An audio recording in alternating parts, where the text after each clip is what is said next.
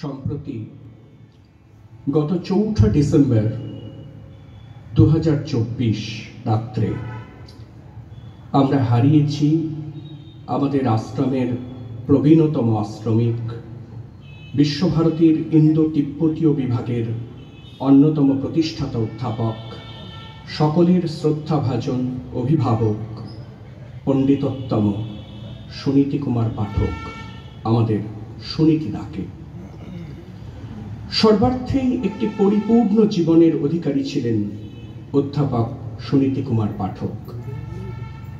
জীবনের কোনো কিছুই ধ্রুব নয়, প্রতিটি মুহূর্তে অবস্থান্তরের মধ্য দিয়ে ঘটে চলে জীবনের পরিক্রমা। এই বুদ্ধবাণীতে যিনি আজীবন আস্থিত ছিলেন, তার নিজের কাছে মৃত্যু হয়তো নিদারুণ শোকবাহী কোনো ঘটনা হিসাবে পরিগণিত হতো না, কিন্তু তবু কোনো কোনো চলে যাওয়া আমাদের মনে এমন এক গভীর শূন্যতার বোধ জাগায়, যা সহজে পূর্ণ হওয়ার নয় বলে মনে হয়। আমাদের সুনীতিদার চলে যাওয়াটা অনেকটা সেই ধরনের।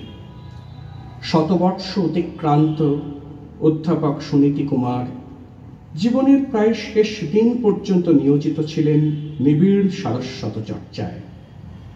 তার আজীবনের এই সাধনার যে বিশেষ তাৎপর্য ছিল, তার প্রয়াণে সেইখানে আমাদের সমূহ জীবনের বিরাট একটা ক্ষতি হয়ে গেল, যা সহজে পূরণ হওয়া দুষ্কর।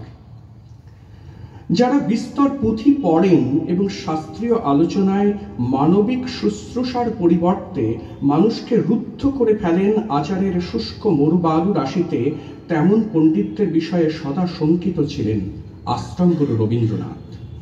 সুনীতি কুমার সেই গোত্রের নিতান্ত পুঁথি পোড়ো পণ্ডিত ছিলেন না। তার প্রসিদ্ধ ভারত বিদ্যা চর্চার কেন্দ্রে ছিল মানব চিন্তা। প্রাচীন ভারতীয় প্রজ্ঞার সূত্রে সমকালীন মানবিক সংকটের মোকাবিলার একটি নিজস্ব প্রকল্প ছিল সুনীতিদার। সুনীতিদা মানবতা শব্দের ইংরেজি প্রতিশব্দ হিসেবে হিউম্যাননেস কথাটি ব্যবহার করতে ভালোবাসতেন। ইউরোপীয় নবজাগৃতির সূত্রে উদ্ভাবিত হিউম্যানিজম শব্দের মধ্যে তেমন বৈশ্বিক ব্যঞ্জনা সম্ভবত গড়হাজির বলে মনে হতো তার, যাতে কসমসের সঙ্গে মানুষ ঐকাত্ম অনুভব করতে পারে। করুণাঘন বুদ্ধের সর্বাত্মক যে মানব চিন্তা, তাকে তিনি হিউম্যাননেস বলতেই পছন্দ করতেন। প্রাচীন ভারতীয় জ্ঞানের চলমান একাডেমি তুল্য এহেন সুনীতিদার উপস্থিতিতে একরকম স্নিগ্ধ বিভা বিচ্ছুরিত হতো। কতজনের কত জিজ্ঞাসার উত্তর দানে সুনীতিদা ছিলেন সর্বদা আশ্চর্য রকম ক্লান্তিহীন। 1954 সাল থেকে আনুষ্ঠানিক অবসরের আগে পর্যন্ত তিনি ছিলেন প্রাতিষ্ঠানিকভাবে বিশ্বভারতীর সঙ্গে যুক্ত। তার পরের 4টে দশক জোরে তার অধ্যয়ন এবং অপ্রাতিষ্ঠানিক অধ্যাপনা ছিল অব্যাহত। নানা বয়সের শিক্ষার্থীর জন্য তার অবনপল্লীর আকাশীতি বাড়ির দুয়ার ছিল অবারিত। সে বাড়িও যেন যথার্থ এক আশ্রম। গাছতলায় বা বাড়ির বারান্দায় বসে তিনি শাস্ত্রার্থ আলোচনা করছেন। কখনো চলতে চলতে গ্রিক পেরিপেটিক ধারায় শিক্ষার্থীর প্রতিপ্রশ্ন বা পরিপ্রশ্নে বাংময় হয়ে উঠছে তার সর্বান্তকরণ। এ দৃশ্য আমাদের অনেকের মনে গভীর অথচ প্রশান্ত এক সমীহ ভাব সঞ্চার করত। অনলঙ্কৃত অনাড়ম্বর সেই বাড়ির দুর্লভ বইপত্রের মধ্যে ধূপের ধোঁয়ার মতো মিশে থাকত প্রাচীন পুঁথির গন্ধ। বটবৃক্ষের মতো একটি শুশ্রূষাময় স্নিগ্ধ ছায়া পড়ে থাকত তার আসনের নিচে। একটি পরিপূর্ণ জীবন উদযাপনের পর তার সময়োচিত প্রস্থান মরণের সময়ে এসে মিলেছে, একথা সত্য হলেও ওই শুশ্রূষাময় বিশল্যকরণী ছায়াটুকুর অভাব আমরা অনুভব করতে থাকব। জীবদ্দশায় স্বয়ংসিদ্ধ একটি প্রতিষ্ঠান হয়ে ওঠা জ্ঞান ও তপস্বী সুনীতি কুমার পাঠকের প্রয়াণে বিশ্বভারতীর বৌদ্ধিক চর্চার ইতিহাসে পণ্ডিত বিধুশেখর শাস্ত্রী, সেলভা লেভি, ক্ষিতিমোহন সেন, প্রবোধচন্দ্র বাগচি প্রমুখ প্রখ্যাত পণ্ডিতের বিদ্যা পরম্পরার একরকম জ্যোতিপাত হল।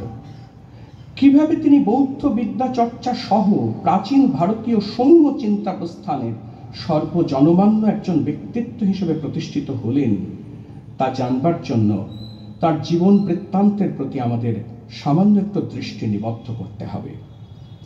ঠিক 100 বছর আগে সুনীতি কুমারের জন্ম হয়েছিল বর্তমান পশ্চিম মেদিনীপুর জেলার মলিঘাটি গ্রামে তার মামা বাড়িতে। সরকারি নথির হিসাবে তার জন্ম হয় 1924 সালের 1 মে, যদিও তার পত্নী তার 81 বছরের প্রেরণাস্থলী এবং 71 বছরের জীবনসঙ্গী দিব্যঙ্গতা গীতা পাঠক আমাদের মাসিমা দোলের তিথিকেই তার স্বামীর জন্মতিথি হিসেবে গণ্য করতেন। কয়েক বছর আগেও শান্তিনিকেতনের পথে সাইকেল নিয়ে ঘুরে বেড়াতে দেখা যেত সুনীতিদাকে। রিচু, গৌরবর্ণ, পক্ককেশ, সদা প্রসন্ন সুনীতিদা শতবর্ষে পদার্পণ করার পরও সভা সমিতিতে সাধ্যমতো যোগ দিয়েছেন।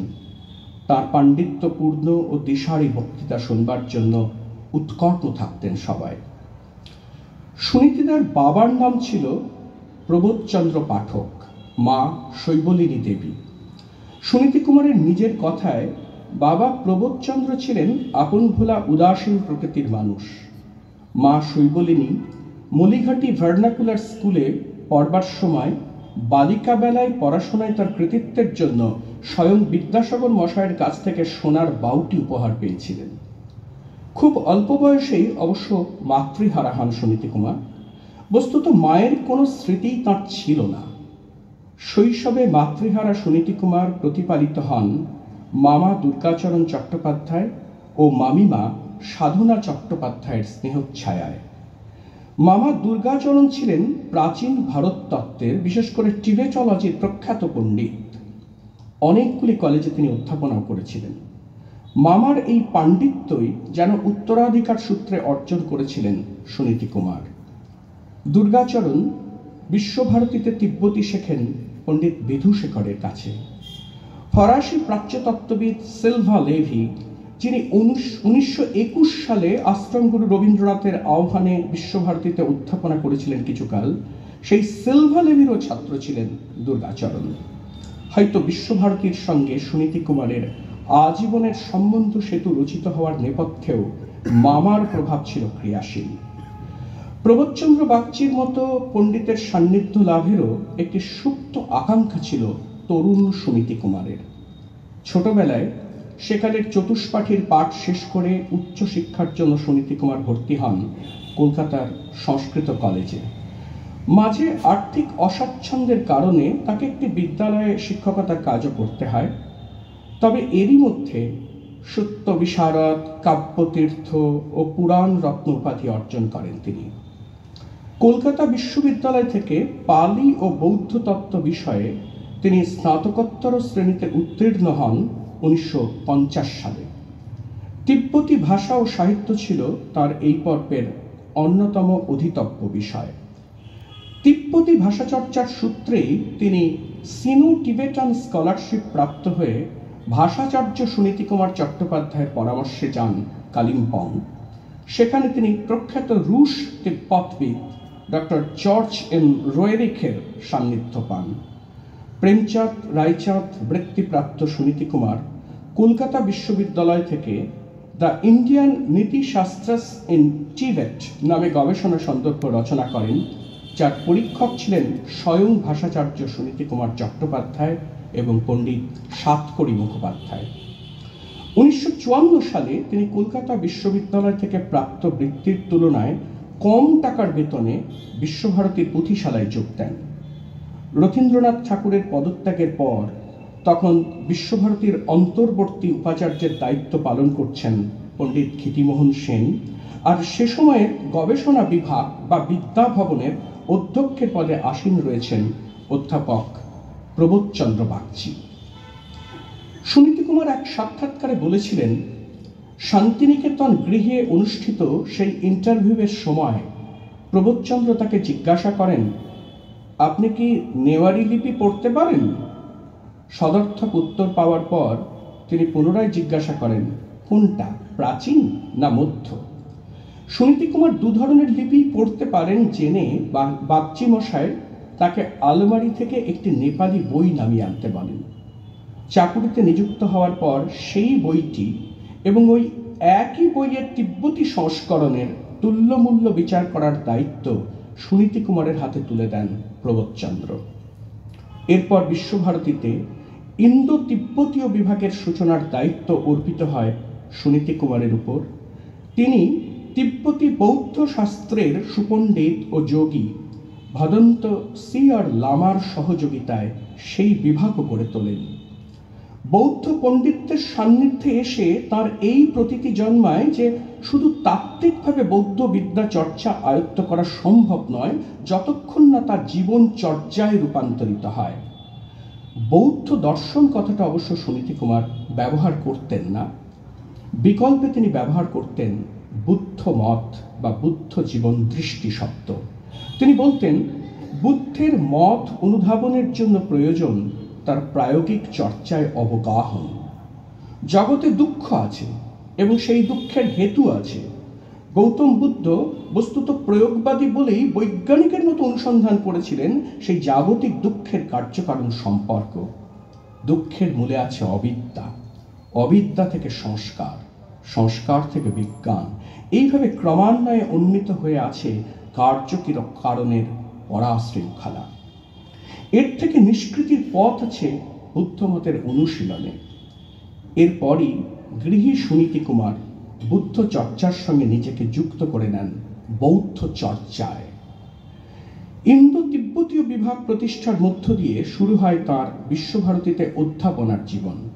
পাশাপাশি চলতে থাকে চীনা ভবনে তার চীনা ভাষা অধ্যয়ন। মাঝে কেন্দ্রীয় সরকারের আহ্বানে কিছুদিন সীমান্তে রাষ্ট্রীয় বিশেষ দায়িত্ব পালন করতে হয় বহু ভাষাবিদ সুনীতি কুমারকে। রাষ্ট্রীয় কর্তব্য পালন শেষে আবার তিনি ফিরে আসেন বিশ্বভারতীতে অধ্যাপনায়। অধ্যাপনার পাশাপাশি ছাত্র সংশ্লিষ্ট প্রশাসনিক গুরুদায়িত্ব তাকে পালন করতে হয় এক সময়। কিন্তু এসবই সুনীতি কুমারের নিতান্ত বহিরঙ্গিক পরিচয়। জ্ঞান ও তপস্বী সুনীতি কুমারের সারা জীবনের সাধনার তাৎপর্য তাতে পরিস্ফুট হয় না। তথ্যের অনুরোধে তবু বলতে হয় তিনি ছাত্র জীবনে নানাভাবে গুরু হিসেবে পেয়েছিলেন সুনীতি কুমার চট্টোপাধ্যায়, সাতকড়ি মুখোপাধ্যায়, তানিউন শান, ভেরিয়ার এলুইন প্রমুখ প্রখ্যাত ব্যক্তিত্বকে। তথ্য হিসেবেই বলতে হয় তার সারা জীবনের সাধনার জন্য 2007 সালে রাষ্ট্রপতি পুরস্কার সহ তিনি ভূষিত হয়েছিলেন মহাবোধি সোসাইটির ভার্নাক ও মঞ্জুশ্রী সম্মানে। এশিয়াটিক সোসাইটি তাকে অর্পণ করে এসসি চক্রবর্তী পদক। Indian society for Buddhist studies তাকে আর্য মঞ্জুশ্রী উপাধিতে ভূষিত করে। সংস্কৃত, হিন্দি, পালি, প্রাকৃত, ইংরেজি, তিব্বতী, চীনা এবং মঙ্গোলিয়ান ভাষায় ব্যুৎপত্তি সম্পন্ন সুনীতি কুমার এশিয়াটিক সোসাইটির বিশেষ নামাঙ্কিত রিসার্চ প্রফেসর হিসেবেও সম্মানিত হন। আমাদের জানতে ইচ্ছে করে কেন সারা পৃথিবীতে বৌদ্ধ বিদ্যা চর্চা সহ মোটের উপর ভারত বিদ্যা চর্চায় সুনীতি কুমার পাঠকের সশ্রদ্ধ অধিষ্ঠান সূচিত হয়েছে। কি বা ছিল সুনীতি কুমারের গবেষণার পদ্ধতিতন্ত্র? কেনই বা বিশ্বভারতীর সারস্বত চর্চার ইতিহাসে পণ্ডিত বিধুশেখর, ক্ষিতিমোহন, প্রবোধচন্দ্র ধারার একরকম শেষতম পণ্ডিত বলে আমাদের মনে হয় সুনীতি কুমারকে? সামান্য আভাসে এই শেষের প্রশ্নটির উত্তর অনুসন্ধান করার চেষ্টা করা যাবে আজকের আচার্যের ভাষণের দ্বিতীয় পর্যায়ে। ভারতবিদ্যা চর্চার একটি ধারা শুধুই অতীতের সোনালী স্মৃতির গৌরব চর্বনায় পর্যবসিত হয়। অনেক সময় তার পিছনে থাকে একটি কায়েমি প্রবণতা। সুনীতি কুমার সেই ধারার নির্বিচারবাদী দার্শনিক ছিলেন না। তিনি ছিলেন অতীত ভারতের জ্ঞান গরিমার বৌদ্ধিক ও মানব কল্যাণে তার প্রায়োগিক সম্ভাবনার চর্চায় সদা প্রযত্নশীল। খেয়াল করলে দেখব প্রাচীন ভারতবিদ্যার এই ধারাটি সূচিত হয়েছিল বিশ্বভারতী প্রতিষ্ঠার উষা লগ্নে। সেই ধারার সাধনার সঙ্গে সুনীতি কুমারের মধ্যে যুক্ত হয়েছিল দার্শনিক প্রজ্ঞাজারিত অন্যতর জিজ্ঞাসাও। দৈনন্দিন জীবনাচরণে প্রাচীন ভারতীয় জ্ঞান ও প্রজ্ঞাকে কিভাবে আত্মস্থ করতে হয় সুনীতি কুমারের আজীবনের সাধনার মধ্যে ছিল সেই অন্বেষণ। বিশ্বভারতী প্রতিষ্ঠার সময় রবীন্দ্রনাথের মনোভঙ্গির একরকম পরিচয় পাওয়া যায় 1919 সালে মাদ্রাজে প্রদত্ত তার the centre of Indian culture শীর্ষক বক্তৃতায়, যার মোদ্দা কথাটা হলো, পৃথিবীকে আলোকিত করার মতো কিছু অতীত সঞ্চয় ভারতবর্ষের আছে। আত্মবৎ সর্বভূতেষু দেখাই হলো ভারতীয় সংস্কৃতির অন্তঃসার। ভারতবর্ষ তার বিদ্যা সামর্থ্যে আপন অক্ষে স্বয়ংপ্রভ হয়ে দাঁড়িয়ে পৃথিবীকে তার গূঢ় বাণী শোনাবে, এই ছিল কবির অভিপ্রায়। মার্কিন মুলুকে প্রদত্ত অ্যান ইস্টার্ন ইউনিভার্সিটি বক্তৃতায় যেমন তিনি বলছেন, In the midst of much that is discouraging in the present state of the world, there is one symptom of vital promise. Asia is awakening. This great event, if it is directed along the right lines, is full of hope, not only for herself, but for the whole world. Asia জাগছে, শুধু তার নিজের জন্য নয়, সারা বিশ্বের জন্য। বিশ্বভারতী তথা রবীন্দ্রনাথের প্রাচ্য প্রকল্পের মূল কথাটাই হল, দেশের মাটিতে থাকবে দৃঢ় শেকড়, কিন্তু ডালপালা বিস্তৃত থাকবে বিশ্বের নিঃসীম আকাশে।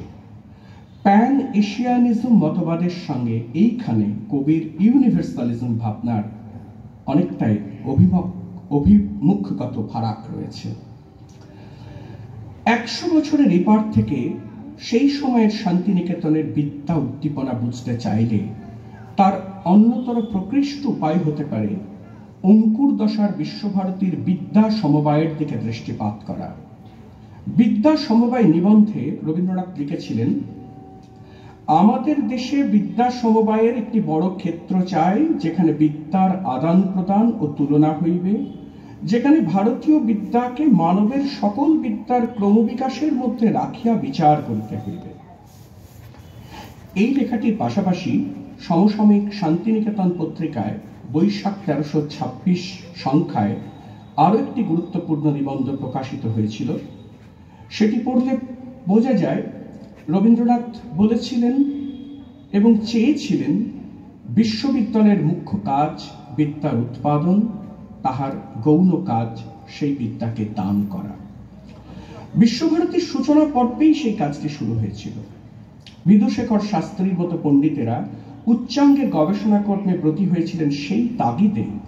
শুধু গবেষণা কর্মেই নয়, বিদ্যা আয়োজনের প্রতিটি ক্ষেত্রে, বিশেষ করে তার পঠন পাঠনের মানচিত্রে প্রতিফলিত হয় সেই তাগিদ।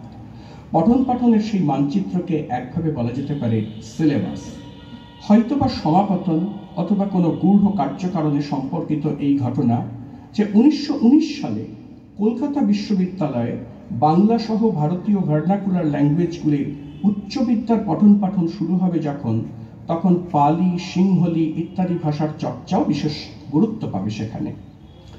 এদিকে শান্তিনিকেতনে তখন নানা বিদ্যার সম্ভার নিয়ে উপনীত হচ্ছেন দেশ বিদেশের পণ্ডিতেরা। বৌদ্ধ দর্শন পড়াতে তখন সিংহল থেকে শান্তিনিকেতনে আসছেন একজন মহাস্থবির, আর মৈথিলী পণ্ডিত কপিলেশ্বর মিশ্র পড়াচ্ছেন পাণিনি। বিদুশেখর শাস্ত্রী তার পালি প্রকাশের ভূমিকায় লিখেছেন যে গুরুদেব রবীন্দ্রনাথই তাকে এই কাজে উদ্বুদ্ধ করেছেন। এই ধারায় রথীন্দ্রনাথ পরে অনুবাদ করবেন অশ্ব ঘোষের বুদ্ধচরিত।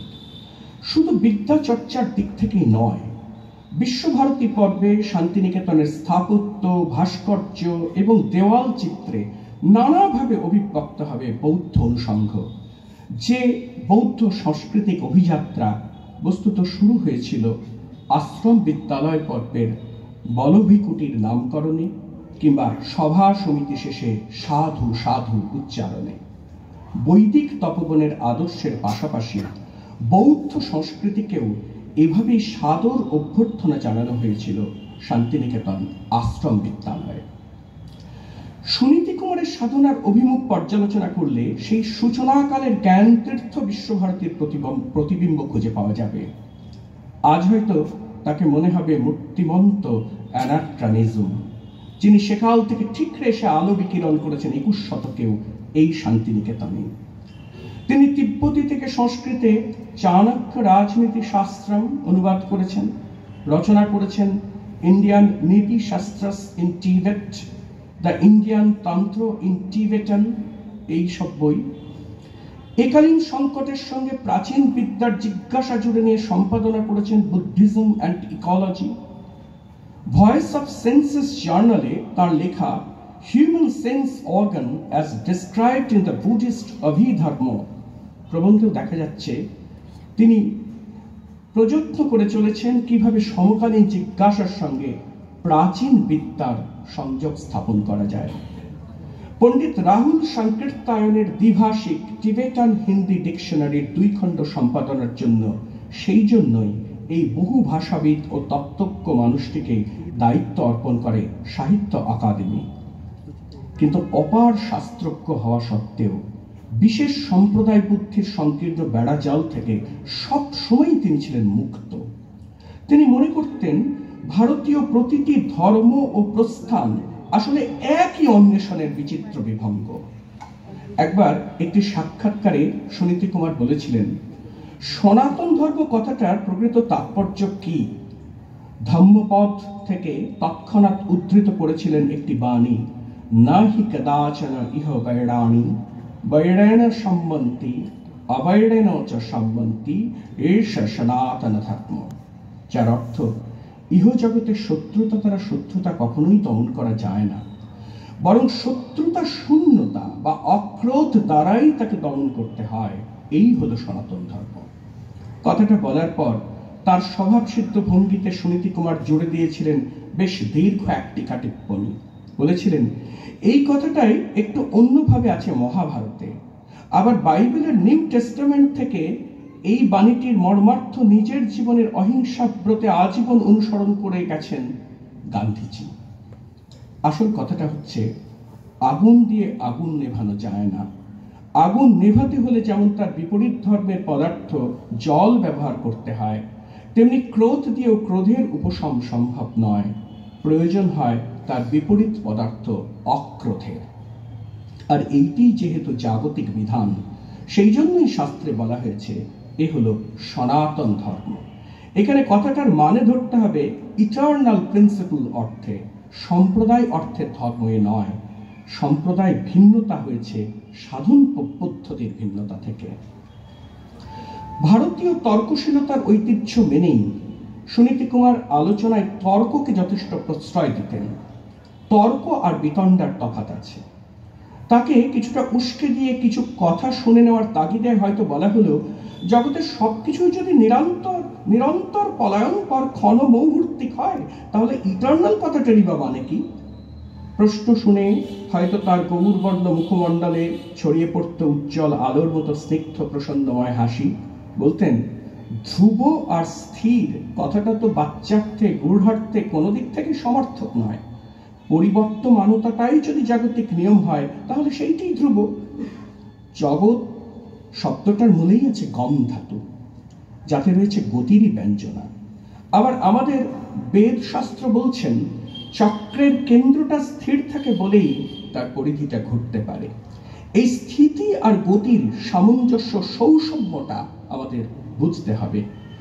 সেখান থেকে এলো বৌদ্ধ চর্যার অর্থাৎ প্র্যাকটিসের প্রশ্ন। কেমন সে চর্যা? সে হলো খানিকটা ওই বৌদ্ধ ধ্যানের প্রসঙ্গ।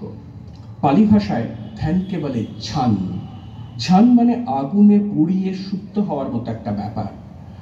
যাবতীয় অবিদ্যা নিরোধ করবার জন্য একটা পদ্ধতি হলো ধ্যান। ষষ্ঠেন্দ্রিয় হিসেবে মনকে কোনো কোনো ভারতীয় দার্শনিক প্রস্থানে স্বীকার করা হয়েছে, কিন্তু মন স্বভাবত চঞ্চল। সেই জন্য বৌদ্ধ মতে মানুষের চিত্তবৃত্তি নিরোধের জন্য গ্রহণ করতে হয়েছে বিশেষ এক পদ্ধতি কলা, বিশেষ মেথোডোলজি বা পদ্ধতি তন্ত্র। শান্তিপাদ চর্যাপদে যেমন লিখেছিলেন, ধুনুরির তুলোধুনোর মতো করে মানুষের সব চিত্তবৃত্তির আঁশ ছাড়াতে ছাড়াতে পৌঁছতে হয় সেখানে। পেঁয়াজের শল্কপত্রের মতো একটার পর একটা পরত সূক্ষ্মভাবে খুলতে থাকলে যেমন পেঁয়াজটা যায় হারিয়ে, তেমন একটা অবস্থা হলো ওই শূন্যতা। বুদ্ধমতের প্রায়োগিকতার প্রশ্নে সুনীতিদা বলতেন, মিলিন্দ ফাইহুতে দেখুন, নাগসেনের যে নৈয়ায়িক শৃঙ্খলা, তার ধার কত তীক্ষ্ণ। বুদ্ধ আধুনিক যুক্তিবাদীর মতোই বলতেন, এসো প্রশ্ন করো। গ্রিক দর্শনেও একটা কথা আছে, এই পাসিকো, মানে হলো কাম অ্যান্ড টেস্ট। তর্কে প্রশ্রয় ছিল বলেই হয়তো আমরা কেউ কেউ প্রশ্ন তুলে বলেছি, কিন্তু বুদ্ধের এই সাধন মার্গ কি এতই সহজ? উত্তরে উনি বলতেন, জীবন মানেই একটা সাধন, নইলে মানুষের জন্মগ্রহণ কেন? জীবনটার মানে খোঁজার জন্যই তো। পশুপক্ষের জীবনের থেকে এইখানেই তো মানুষের স্বাতন্ত্র্য। প্রত্যেক মতেরই একটা জীবন চর্চা আছে। কথা বলতে বলতে সুনীতি কুমার চলে যেতেন শব্দের গভীরে। বলতেন, মার্গ কথাটা খেয়াল করেছেন কখনো?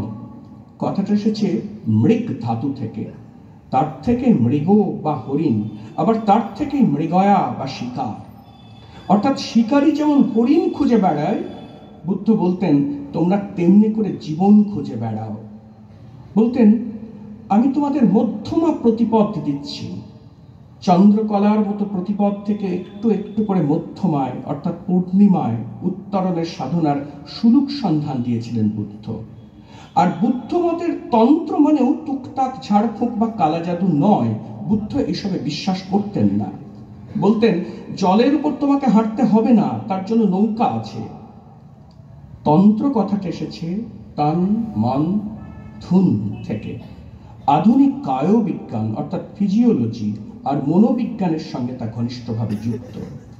এর মূল কথাটা হলো সবার সঙ্গে সমতার অনুভব, একটা কসমিক হারমোনিকে অনুভব করার কথা বলে তন্ত্র। এটাকে অনুভব করা হলো সহজেরও সাধনা।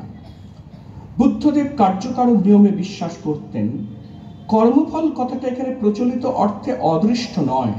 কর্মফল হলো কার্যকারণ পরম্পরা। জগতের প্রবাহ ধর্ম আছে বলেই কর্মফল কথাটা ভারতীয় মনে খুব গভীরে রয়ে গেছে। জন্ম থেকে জন্মান্তর পর্যন্ত পরিব্যাপ্ত একটা কার্যকারণের শৃঙ্খলে বাঁধা পড়ে আছি আমরা সবাই। কার্য আর কারণ মিলে গিয়ে তৈরি হয় একটা আলাদা রকমের দেশ ও কাল সন্ততি। বিজ্ঞান হয়তো এই কথাটাই বলবে, কিন্তু বলবে তার নিজস্ব ভাষায়। আর বুদ্ধ বলেছিলেন তার মতো করে নিজস্ব এক পরিভাষায়। বুদ্ধের জন্মান্তরবাদ ইত্যাদি আমরা যুক্তিবাদী মনে মেনে নেব কি করে? সুনীতি কুমার বলতেন, এই গোটা কসমসটাই একটা নিয়মের ছন্দে বাঁধা। আমাদের শারীরিক অস্তিত্বের সময়কাল বা আয়ুষ্কাল আর কতটুকু, তার বাইরেও অসীম একটা দেশ আছে, অনন্ত একটা কাল আছে। আমাদের অস্তিত্বকাল সেই দেশ ও কালের সঙ্গে অবিচ্ছেদ্য এক প্রবাহ ধর্মে যুক্ত হয়ে আছে। তিনি লিখেছিলেন, যে ব্রহ্মপুত্র বাংলাদেশে মেঘনাকে নিয়ে চলে, সে কি গুয়াহাটির ব্রহ্মপুত্র নয়? আপন হতে বাহির হয়ে বাইরে দাঁড়ালে বোঝা যাবে এই প্রবাহ ধর্ম। বুদ্ধ মতে একেই বলে বিপশ্যনা। জগৎ জোড়া একটা সমবায়ী তাৎপর্যে আমরা বাধা পড়ে আছি, জন্মের আগে থেকে মৃত্যুর পর পর্যন্ত। আর খেয়াল করলে দেখা যায় বুদ্ধ আমাদের ইহজীবনেরও একটা সমবায়ী জীবন চর্চা শিখিয়েছিলেন। এই ভাবনাটাই প্রতিফলিত হয়েছে বুদ্ধের সংঘ ভাবনায়। বৈশালীর লিচ্ছবিদের গণতান্ত্রিক আবহের প্রশংসা করে গেছেন বুদ্ধ, কিন্তু শেষ কথা তিনি বলে যাননি। অনুসারীদের শুধু হয়ে ওঠার একটা মার্গদেশনা দিয়েছিলেন মাত্র। নিজের মত আরোপ করে দিতে চাইতেন না বলেই সঙ্গে কোনো প্রশ্নে মতানৈক্য হলে হাত তুলে ভোটের বিধানও দিয়ে রেখেছিলেন তথাগত। এই জন্যই বাবা সাহেব আম্বেদকর 1956 সালে ভারতের সংসদে একবার বলেছিলেন, সেকুলারিজম বা গণতন্ত্রের পাঠ তিনি পেয়েছিলেন তার গুরু বুদ্ধের কাছ থেকে। তাহলে কি বুদ্ধের বাণী ও তার তাৎপর্য বুঝতে আমরা ব্যর্থ হয়েছি? সুনীতি কুমার বোঝাবার চেষ্টা করতেন, আজকের রাষ্ট্রনায়ক থেকে অনেক অনুসারী বুদ্ধকে গ্রহণ করেছেন নিতান্তই আলংকারিক ভাবে।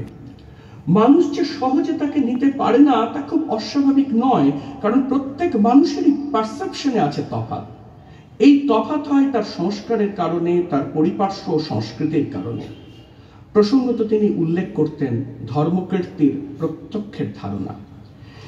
এই যে জগৎ ও জীবনকে দেখার ক্ষেত্রে আমাদের পরস্পর রেটিনার তফাৎ ঘটা, এটাই একরকম ল অফ রিলেটিভিটি। এটা বুদ্ধের প্রতীত্য সমুৎপাদেরও মূল কথা। আমাদের প্রত্যক্ষ দেশকাল বাস্তবতায় যে অভিজ্ঞতা আমরা অর্জন করি, প্রেক্ষিত বদলে গেলে তা ভিন্ন রকমভাবে প্রতীয়মান হয়। এই তত্ত্বটি জাগিয়ে রাখতে হয় বিবেচক মানুষকে। সেই বিবেচনার সংকটই আজকের সংকট। এর থেকে উত্তরণের উপায় কি? কেন আজ হিংসায় উন্মত্ত পৃথ্বী? কেন আমরা কাতরজাত প্রাণী এত অসহায়? এই প্রশ্নের উত্তরে আমাদের আচার্যদেব বলতেন, মাইন্ডফুল অ্যাওয়ারনেস নিয়ে আজ আমরা কথা বলি না, কাজ করি না বলেই বুদ্ধের শান্তির বাণীগুলোর উচ্চারণও কেমন যেন নিয়ম রক্ষা এলোমেলো স্টেটমেন্টে ভরে যাচ্ছে। আজ মনে পড়ে সুনীতি কুমারের বুদ্ধিজম, পিস অ্যান্ড হারমোনি বইটি শুরুই হচ্ছে এই প্রশ্ন দিয়ে, is piece possible in human world? না, কোনো জাদু বলে আমাদের শান্তি আসবে না। তার জন্য প্রয়োজন বষ্টিক ও সামষ্টিক পর্যায়ে চৈতন্যের সনিষ্ঠ প্রযত্ন। আমরা ধর্মের নামে তার বহির্লক্ষণে শুধু দিনাতিপাত করছি। ধম্মপদ সেজন্যই সতর্কবাণী উচ্চারণ করে বলেছেন, অভ্যন্তরান্তে গাহনাং বাহিরাং পরিবাচ্যসী। তোমার ভিতরটাই অপরিষ্কার, বাইরে স্নান করে কি তুমি শুদ্ধ হতে পারো? এই তীব্র জীবনবাদী চেতনায় আমাদের সতর্ক করে দেওয়ার দীপস্তম্ভ মানুষটি চলে গেলেন বলেই অধ্যাপক সুনীতি কুমার পাঠক আমাদের সুনীতিদার শূন্যস্থান পূরণ হওয়া দুষ্কর। বুদ্ধ ও বৌদ্ধিক চর্চায় আমরা অনেকখানি নিঃস্ব, রিক্ত হয়ে গেলাম তার মহাপ্রয়াণে। তার উদ্দেশ্যে আমার আভূমি প্রণতি।